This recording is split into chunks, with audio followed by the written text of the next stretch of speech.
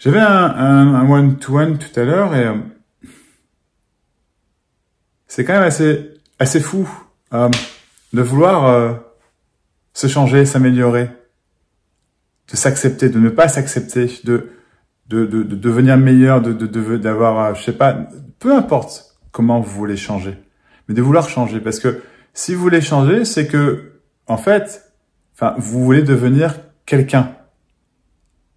Vous avez un idéal une perfection de ce que vous devriez être. Et donc, devenir quelqu'un. Quelqu'un, c'est vraiment, voilà. Mais si vous essayez ça, c'est bien qu'il y ait déjà personne. C'est bien qu'il y ait déjà pas quelqu'un. C'est bien qu'il y ait déjà pas cet être séparé. C'est bien que comme tu es déjà parfait. Tu es comme tu es. Et c'est ça la perfection. Mais c'est une horreur, une souffrance atroce que de vouloir se changer, que de vouloir s'améliorer, que de devenir autre chose. De devenir un idéal, une sublimation sublimination. Être comme les autres, faire ce que les autres font.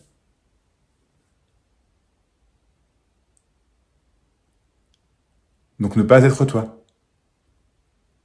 Devenir quelqu'un d'autre. Devenir quelqu'un. Ne pas être toi.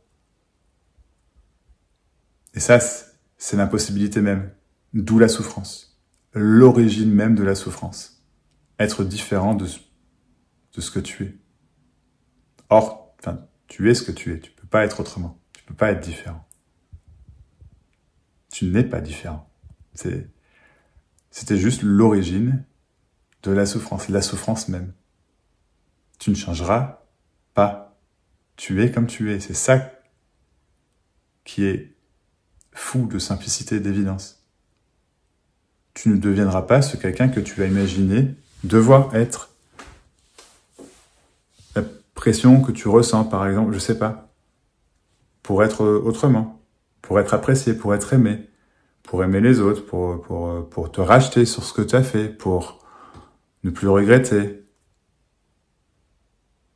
En tout cas, un changement permanent pour moi, un changement de lieu, un changement de paradigme, une réalisation du soi, un éveil, trouver le bien-être, trouver le bonheur.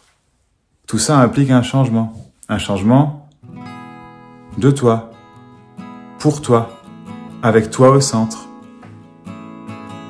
Devenir parfait, avoir la vie parfaite, avoir l'expérience parfaite. En croyant de devoir devenir quelqu'un, en croyant cette pensée qui te dicte, qui est le maître, le tyran en fait, qui se fait passer pour le maître de ce que tu es. Or, ce que tu es, c'est pas une pensée, c'est rien. Il n'y a déjà pas quelqu'un. Donc comment veux-tu devenir quelqu'un d'autre? C'est pas qu'il a réalisé ce que je dis, c'est qu'en fait c'est déjà terminé. C'est pas possible d'être quelqu'un d'autre, tu vois, c'est tout.